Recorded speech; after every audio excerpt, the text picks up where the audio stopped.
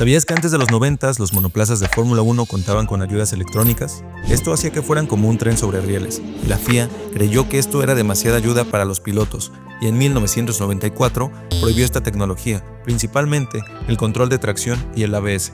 La frenada es tan importante que puede ser el factor de hacer ganar o perder una carrera. Sin duda, el ABS ha sido uno de los mejores avances en tecnología que más accidentes ha evitado, y en un manejo cotidiano como el tuyo y el mío, es más que indispensable contar con ello. Pero, ¿por qué no lo es para un Fórmula 1 si manejan a más de 300 km/h en circuitos tan peligrosos? En este video te hablaremos a detalle del ABS y cómo es que los pilotos pueden correr sin este medio de seguridad y tecnología.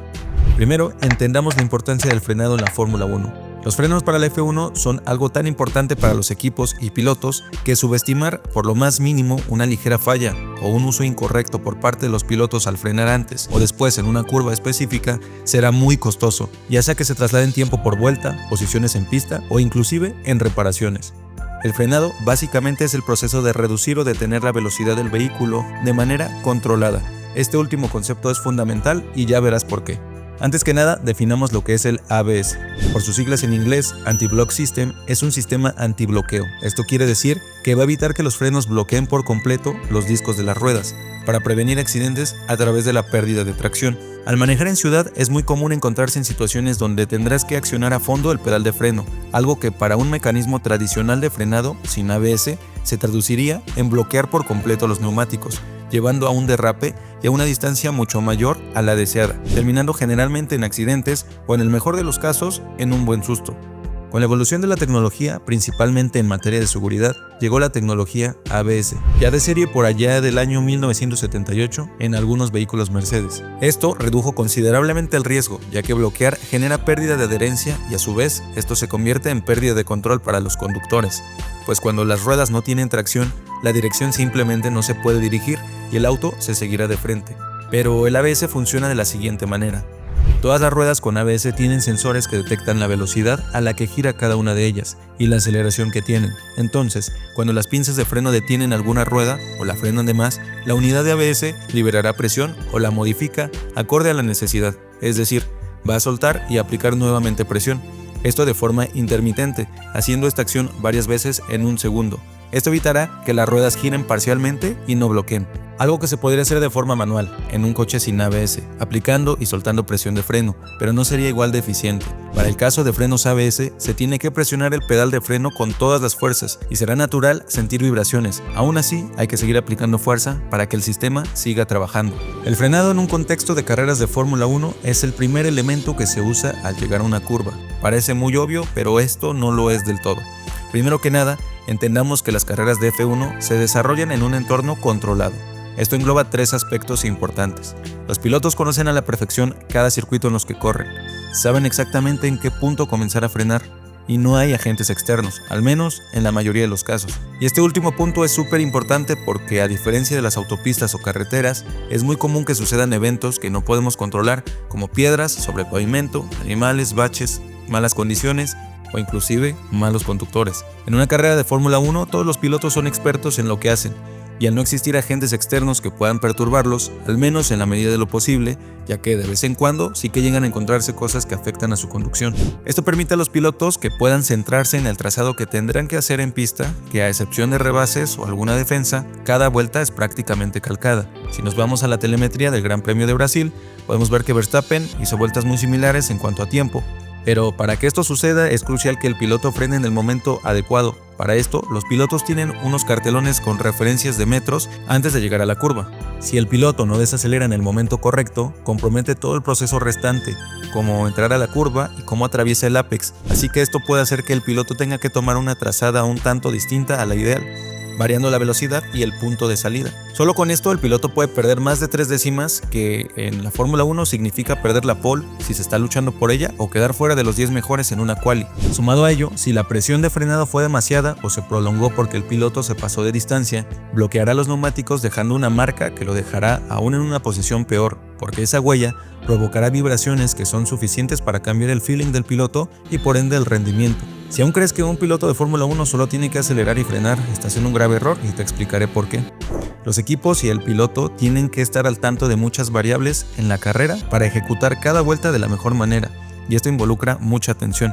Por más que un piloto conozca el circuito y sepa dónde tiene que frenar, cada carrera tendrá cambios constantemente, ya te explico. Esto derivado de la carga de combustible, ya que no es lo mismo frenar en las primeras vueltas con el tanque lleno a hacerlo en las últimas vueltas con el tanque ya casi vacío. Lo mismo pasa en un compuesto nuevo. Puedes tirar más la frenada, pero con uno de varias vueltas encima lo obligará a anticipar su frenada. También si el piloto se encuentra gestionando el ritmo o necesita recortar distancias, cambiará la forma en la que frena. Para esto es tan importante las prácticas previas a la clasificación que les irá permitiendo encontrar el límite, o sea que cada vez podrán ir frenando con más violencia o más cerca de la curva. Entonces, ¿cómo frenan para sustituir el ABS? Primero que nada, necesitan tener una fuerza muy grande en las piernas y resistencia para poder repetir este movimiento hasta más de 1000 veces por carrera. Esto porque el sistema exige que la fuerza de frenado sea grande, y todo desde el pedal de freno, ya que no cuenta con un freno servoasistido que ayuda a multiplicar la presión aplicada como en otros coches deportivos. Basándonos en una conducción normal de frenado, sin involucrar el tema de la carga de combustible, desgaste de neumáticos, estilos de conducción, balance de frenada, variables que hacen que dependa y varíe el punto perfecto de frenada, el piloto aplicará toda la fuerza posible al llegar a la distancia de frenado necesaria. Para cuando se esté acercando al radio de giro, irá soltando suavemente el freno, y aquí es donde viene ese gran contraste, la delicadeza que deben de tener para soltar finamente el pedal en el transcurso de la curva y un poco antes de llegar al apex, para enfocarse nuevamente en el pedal acelerador. Los bloqueos son muy comunes de ver en una carrera, principalmente al verse presionados por otro piloto. Hamilton que lo ataca, Checo Pérez. Hamilton que se pone adelante, bloquea y se sigue.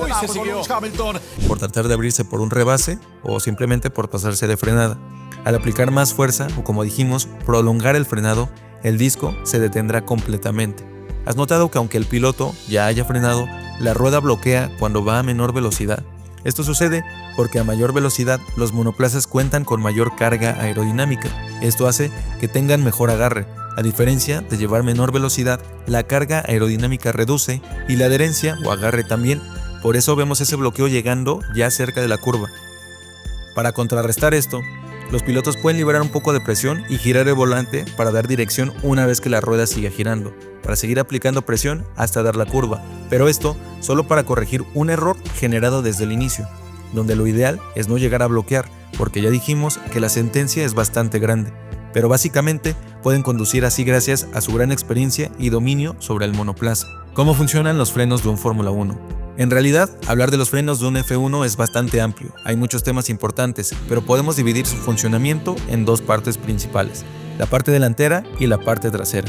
Comenzando con el eje delantero, el menos complejo, al pisar el freno se comprimen dos cilindros maestros que con ayuda del líquido de frenos se genera presión con el fluido a las pinzas de las dos ruedas correspondientes que a través de unos pistones y las pastillas de freno aplican fricción al disco para detenerlo.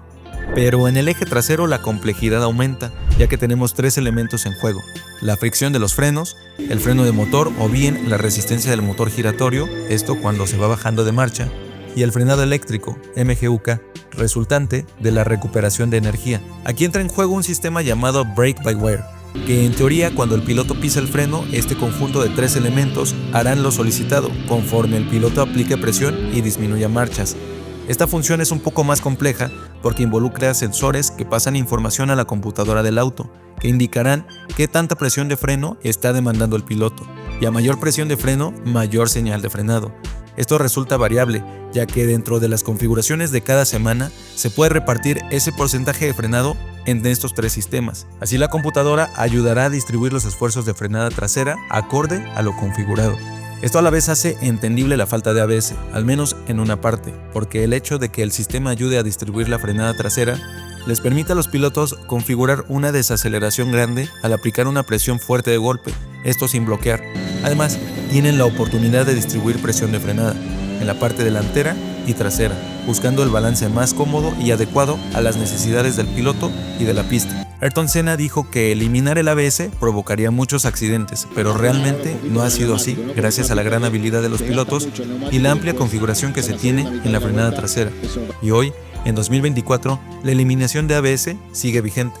Sin duda, un dato interesante que tiene mucho de qué hablar, pero al menos ahora sabes por qué los coches de Fórmula 1 no usan ABS. Gracias por llegar hasta aquí. Si te gusta el contenido, considera suscribirte, regálanos un like y comparte. Nos vemos en el siguiente video.